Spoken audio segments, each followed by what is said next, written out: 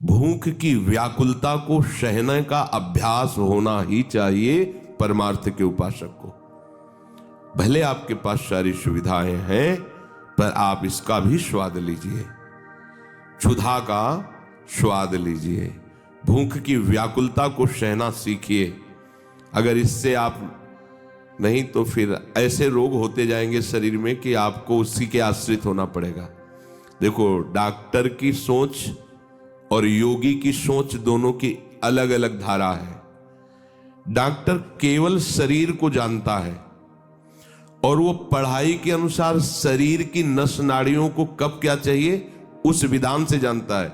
ना तो वो अनुभव किए हुए अपने में, और ना उसे प्राण का परिचय है, ना मन का परिचय है, ना बुद्धि का परिचय है, ना चित्त का परिचय, ना आम का परिचय। आज तक कोई मशीन नहीं पैदा हुई कि ये प्राण है और ये मन है, ये बुद्धि, ये चित्त है कहीं? और योगी सबका परिचय जानता है, सबका अनुभव किए हुए। परमार्थ के पति को योगी की भगवत मार्ग में आरूढ़ महापुरुषों की बात माननी कि डॉक्टर कहता है खाली पेट रहने से नुकसान है। अगर आप लंबे समय तक खाली पेट रहेंगे एसिड बनेगी, परेशानी होगी। योग कहता है खाली पेट रहने से वायु पचेगी, चर्बी भस्म होगी, जठराग्नि प्रबल होगी, आध्यात्मिक शक्ति बढ़ेगी। ये अनुभव की बात कह रहा हूं, ये अपने अनुभव की बात कह रहा हूं। कई दिन भोजन नहीं मिला, अगर शाम के घाट में जाके बैठे तो सतुआ ऐसे मिला है जैसे शहद में मिला के चाटने के लिए आयुर्वेदिक औषधि मिलती। इतना सतुआ सबके ढक्कन में डाल, सैकड़ों भिक्षुक बैठे हुए हैं घाट में, कोई एक थोड़ी बैठा। अब कोई मिठाई बांट रहा है तो किलो 2 किलो मिठाई लिया, एक आधी पीस सबको दे। बस एक बार 2 बार जो मिला उसी समय 10-20 मिनट में उठे, बस चल दिए।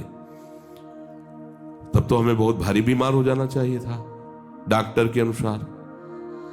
और ये कम से कम 25-30 वर्ष से दिनचर्या चली है कि 2 बजे के पहले कुछ नहीं खाना पीना। 2 बजे के पहले 24 घंटे में 2 बजे दिन में माधुकरी मांग करके पाना। शाम के अगर बिहारी जी के गए उधर मिल गया कुछ भिक्षा में थोड़ा डाल लिया, नहीं चाय नाश्ता ये सब कभी कुछ नहीं। और कभी जुकाम नहीं हुआ, कभी बुखार नहीं हुआ, कभी परेशान नहीं हुई। अब ये रोग के कारण फिर प्रकृति का वार सहना असमर्थता के कारण असंभव हो गया। इसलिए सुविधाएं साधु को सुविधा नष्ट करती है। सीधे प्रकृति का वार सहने से निरंतर भजन होता है।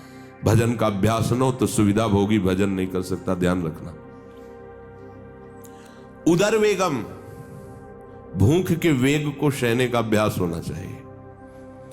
उपस्थ वेगम, जब जनेन्द्रीय मैथुन धर्म के लिए व्याकुल करती है तो अच्छे की निष्ठा फिसलने लगती है। इसलिए उपासक सावधान रहे, इस वेग को चिंतन में ही ना आने दे। वेग की स्थिति में जोर से नाम कीर्तन करे, कभी किसी से सांस भी न ले कि हमको काम सताता है, बात मान लेना। कभी किसी को व्यक्त भी स्वप्न में ना होने दे कि हमारे अंदर काम वेदना आती है। शांत और स्वयं में उसमें तन्मय ना हो, उसी समय कीर्तन करो। नहीं रहा जा रहा तो प्रियाजू से रो, काम दुख निकंदनी लाडली आपकी शरण में हूं, आप मुझे बचा लो, मुझे संभाल लो। हे प्रियाजू, ये वेदना सहने की सामर्थ्य दे दो या इस वेदना को मिटा दो। प्रार्थना करो अपने आराध्य देव से। यदि प्रार्थना करने की जरूरत नहीं है, पर यदि आप ऐसा समझते हैं कि मैं सहन नहीं कर पा रहा तो प्रार्थना कीजिए और उस समय चिंतन को बचाइए। अगर आपका चिंतन बच गया तो फिर चेष्टा नहीं होने पाएगी। चिंतन नहीं बचा तो आप फिर चेष्टा युक्त हो जाएंगे। ये वेग वाणी का, मन का, क्रोध का, हिंसा का, उदर का, उपस्थ का यदि आप नहीं सहन करते तो ये आपके भजन में बाधा डाल देंगे, निरंतर भजन नहीं होने देंगे।